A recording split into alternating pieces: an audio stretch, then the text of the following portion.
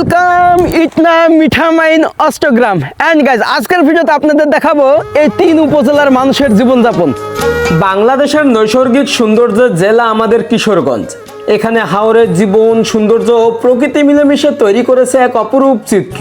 কিন্তু একসময় হাওরের বুকে মিঠামইন, ইটনা ও অষ্টগ্রাম ছিল প্রায় বিচ্ছিন্ন জনপদ, ছিল অবহেলিত অঞ্চল যেখানে কোনো রাস্তা ছিল না, যাদের একমাত্র বাহন ছিল নৌকা।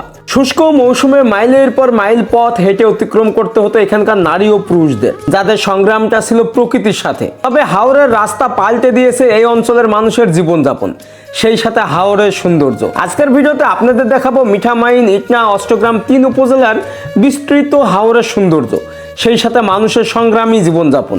তাই ভিডিওটি শেয়ার করে সম্পূর্ণ দেখার অনুরোধ রইল।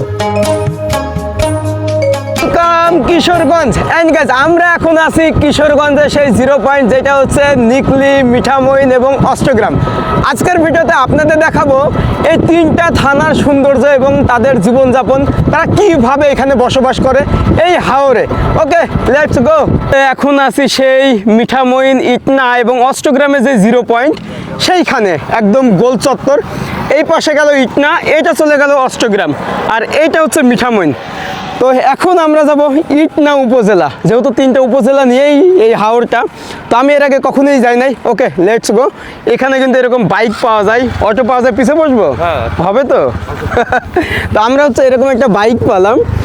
এইখান থেকে কিন্তু অলমোস্ট কত 15 থেকে 16 কিলোমিটার হচ্ছে ইটনা। না, আর এখানে কিন্তু পুরো মাঠ জুড়ে শুধু ভুট্টা আর ভুট্টা, সেই সাথে হচ্ছে 28-29 ধান এবং হচ্ছে যেটা হীরা ধান, খুবই মানে পপুলার এখানে। হীরা ধান ওরা এখানকার হাওড়ে মানুষেরা বিক্রি করে বাইরের অঞ্চলে আর কি। মাঠ জুড়ে শুধু ভুট্টা। ইটনা প্রবেশ করতেছি, এটা হচ্ছে 0 পয়েন্ট। এই যে এখানে কিন্তু একটা ট্যাঙ্ক আছে আর্মিদের। বাহ, এই যে ট্যাঙ্ক দেখুন একদম 0 পয়েন্টে। এটা কি সে যুদ্ধের সময়ের নাকি? তো আসলে এই ইটনাতে কিন্তু আপনার 2.5 থেকে 3 লক্ষ মানুষের বসবাস। তো একটা সময় রাস্তায় ছিল না, তো তারা হচ্ছে নৌকায় যাওয়া আসা করতো আপনার মিঠামাইন বা অষ্টগ্রাম বা কিশোরগঞ্জ। মানে জেলা তো কিশোরগঞ্জ, আর কিশোরগঞ্জ জেলার হচ্ছে টোটাল থানা 13টা। হচ্ছে ইটনার মেইন বাজার। তবে আমি যখন মিঠামইনে ঘুরছিলাম, মিঠামইনে কিন্তু অনেক ধুলা, কারণ এখন ওখানে অনেক কনস্ট্রাকশনের কাজ চলতেছে, মডেল মসজিদ। বাট ইটনাতে কিন্তু ওইরকম ধুলাবালি নেই।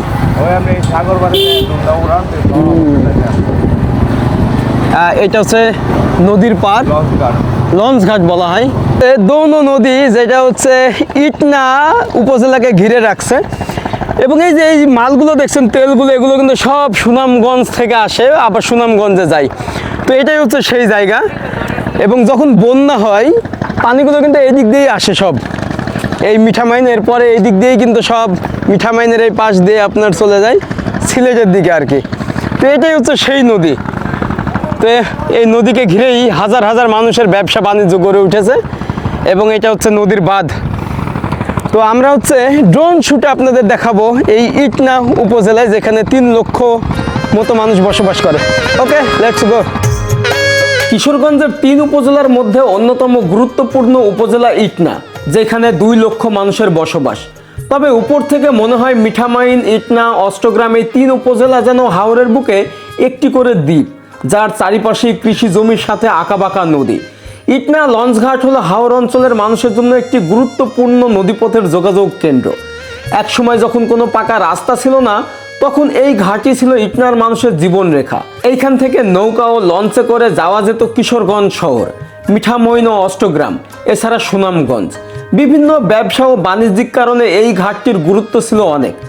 এই উপজেলায় রয়েছে থানা, শিক্ষা প্রতিষ্ঠান, খেলার মাঠ, মিনি স্টেডিয়াম, প্রাথমিক ও মাধ্যমিক বিদ্যালয় এবং কলেজ, এছাড়া স্বাস্থ্য সেবা হাসপাতাল। মানুষের দৈনন্দিন প্রয়োজনীয় সবকিছুই রয়েছে ইটনাতে, এবং অনেক পুরানো জমিদার বাড়ি ও বংশধর বসবাস করে এই ইটনাতে। এখন এই অঞ্চলগুলো ঘুরবেন, দেখবেন সবগুলো হচ্ছে টিনের বাড়ি। এই যে সব হচ্ছে টিন সেটের বাড়ি ঘর।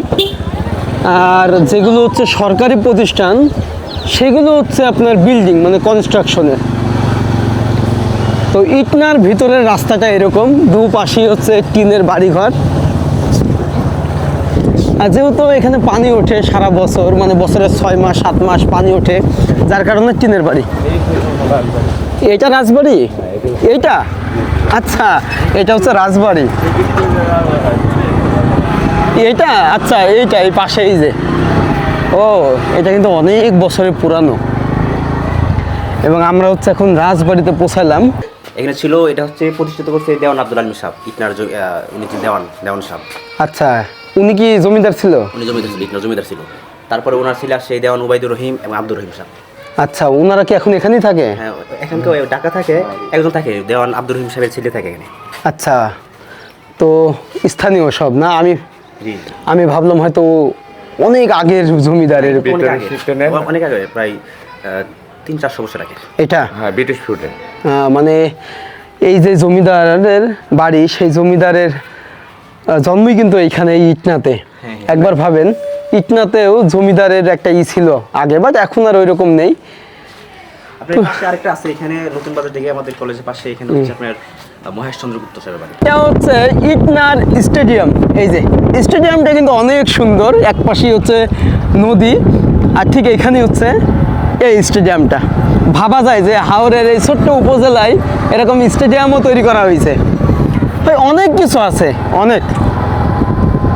যাক, ভালো লাগলো। আমরা এখন ব্যাক করতেছি।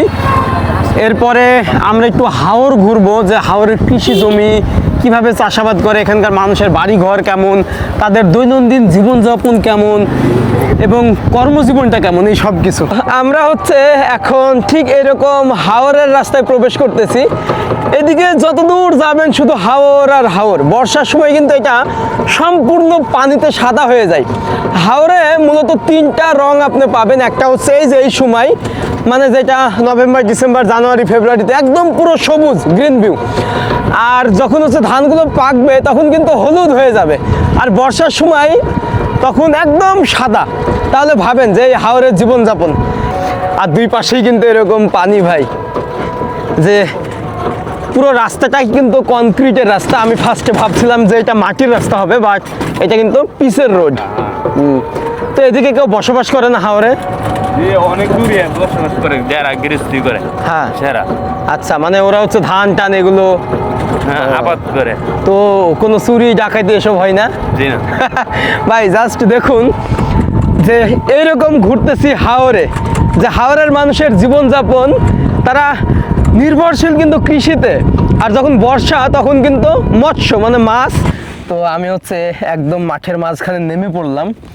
এখানে কোনো বাড়িঘর নাই। ওকে, আল্লাহ হাফেজ, জান। হ্যাঁ, আবার দেখা হবে ইনশাল্লাহ ইনশাল্লাহ। ওকে, হাওরের মানুষ না? তো এখন আমাকে এইভাবে হেঁটে যাইতে হবে। এবং এই যে রাস্তাটা দেখতেছেন, এর এই পাশে হচ্ছে এরকম একটা খাল চলে গেছে। মূলত এই পানিটা বিভিন্ন সময়ে কৃষি চাষাবাদে কাজ লাগে, মানে সেচের ব্যবস্থা যেটা বলাই। অনেক সময় এরকম হয় না, নদীর পানি সেচের ব্যবস্থা করে কৃষি চাষাবাদ করে, এরকম একটা ব্যাপার। এটা কিন্তু তেমনই, হয়তো রাস্তাটা করার সময় এটা খনন করা হয়েছে বা প্রকৃতিভাবেই এটা। তো এইরকম কোনো বাড়িঘর নাই।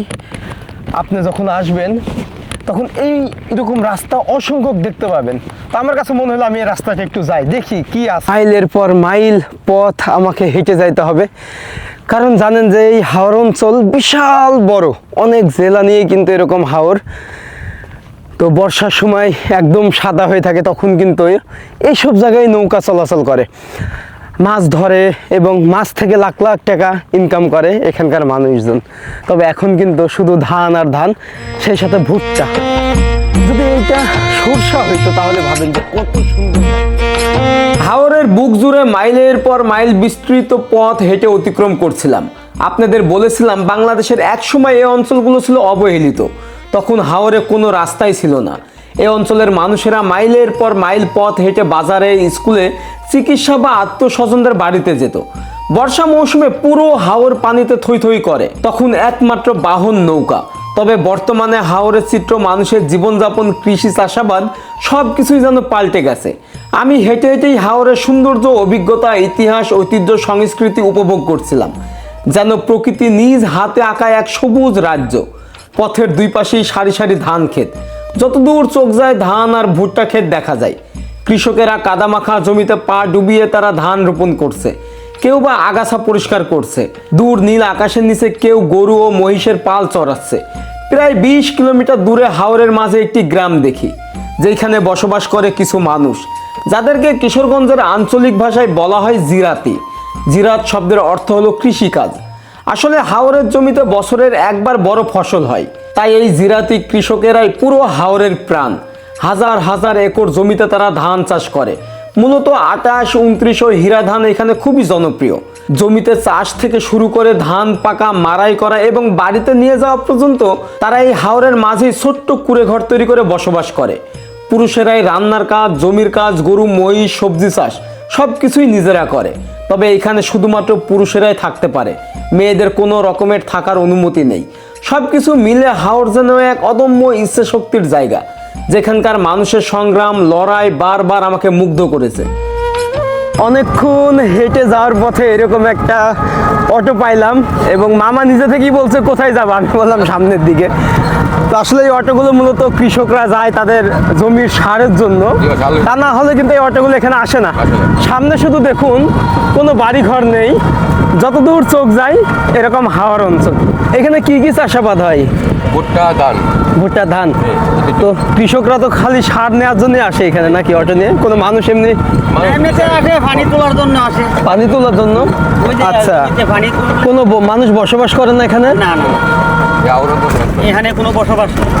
বসবাস আছে ওই আরো সামনে গিয়া ওইখানে আমি যাব? যাইতে পারবেন।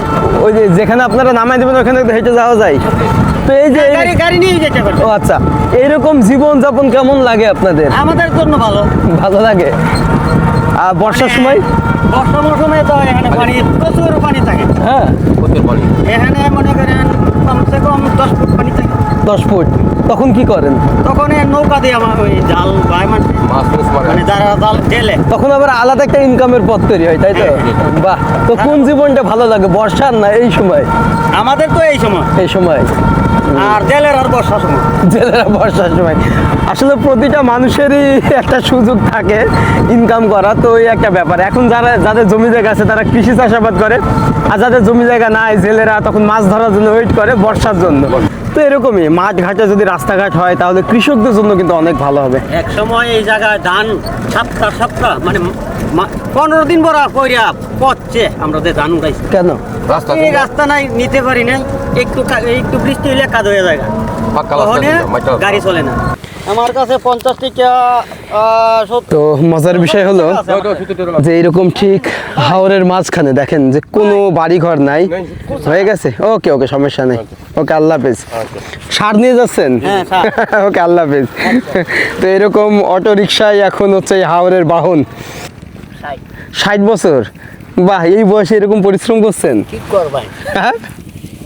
বাচ্চা কাচ্চা তো তখন লাগবো। না, শরীরে কি সেই এনার্জি আছে এত পরিশ্রম করার? কি করবা বাবা, পরিশ্রমের কাজই হয় না, বুঝলেন?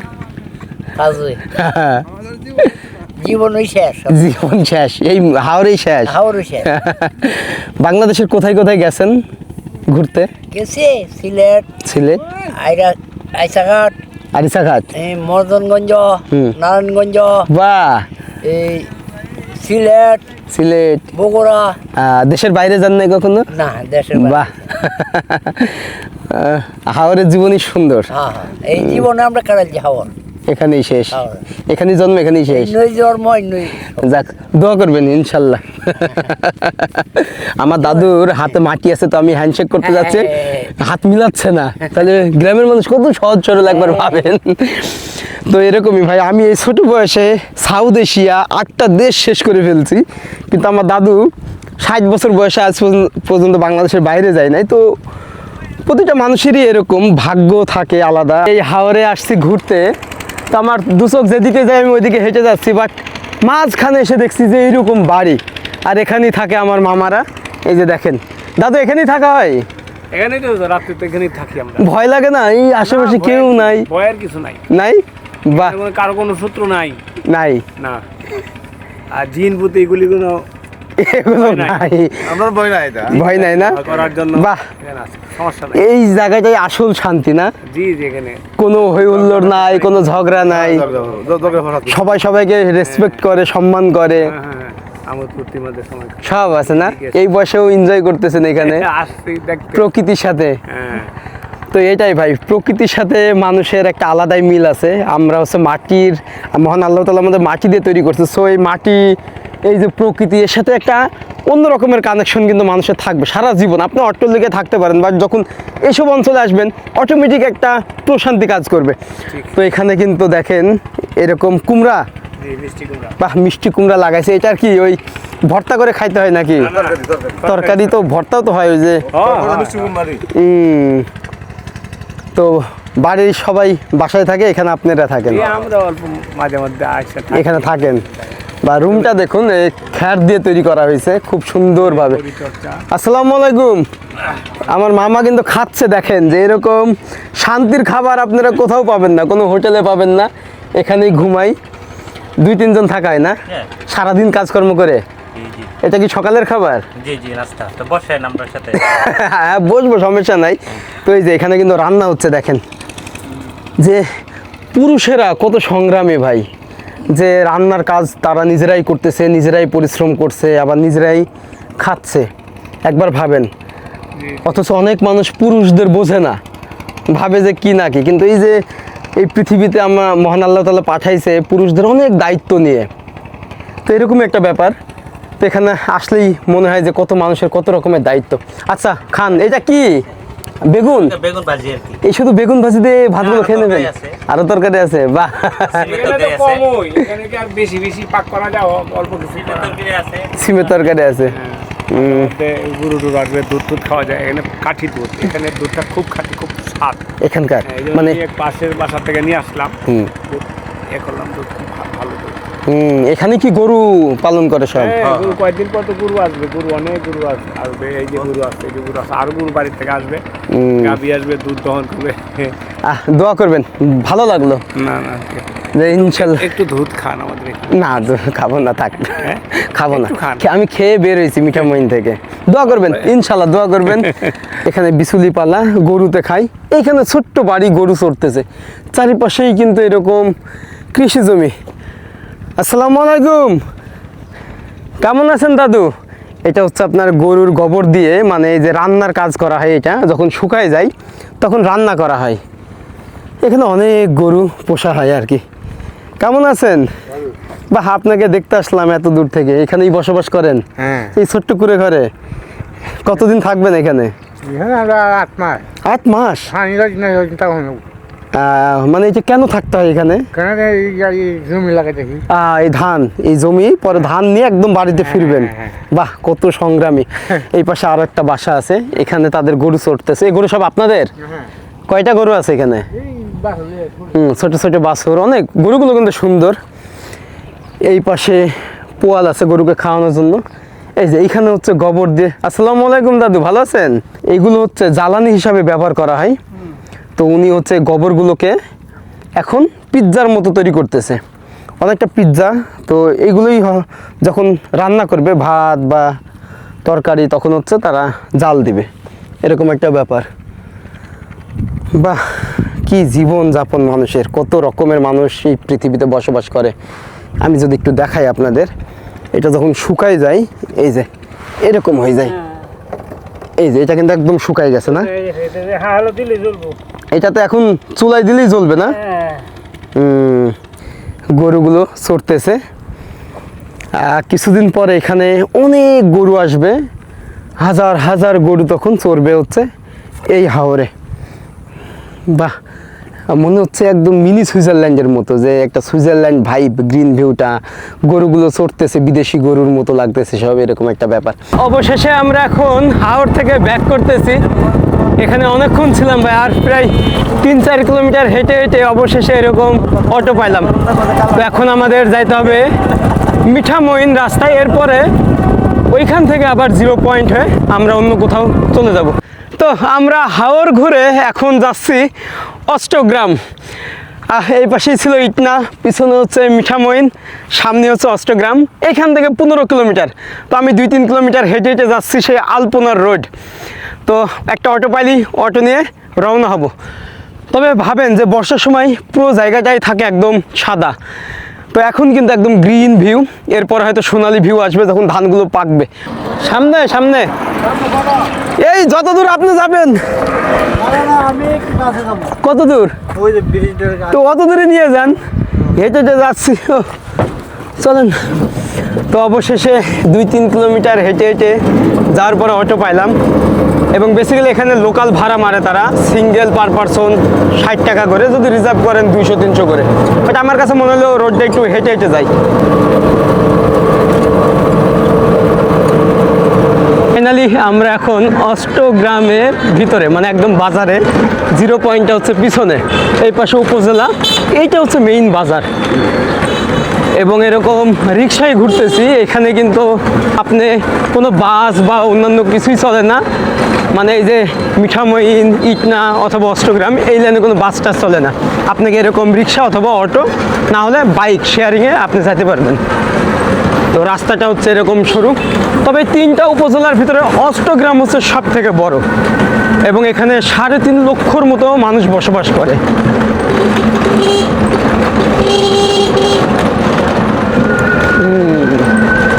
তো বাজারটা কিন্তু বেশ পরিষ্কার পরিচ্ছন্ন এবং রাস্তাটা কিন্তু বেশ চওড়া। আমি হচ্ছে এর আগেও অষ্টগ্রামে এসেছিলাম অনেক আগে বর্ষার সময়। তো কি অবস্থা? ভালো? তো এইখানে এই মিষ্টির দোকান কি অবস্থা? আর আমার তো মনেই নেই আপনার কথা। কি অবস্থা? এই দোকানেই তো আসছিলাম না? ও সেই পনির কই? এই যে পনির না, এগুলো পনির শেষ? না না, আমি আর মিষ্টি খাচ্ছি না। তো আমি যাওয়ার পথে দেখছি আমাকে হাত দিয়ে ইশারা করছে, এরপর আমি বুঝছি যে এটাই হচ্ছে সেই দোকান। আমি একটা খাবো, একটা একটা একটা।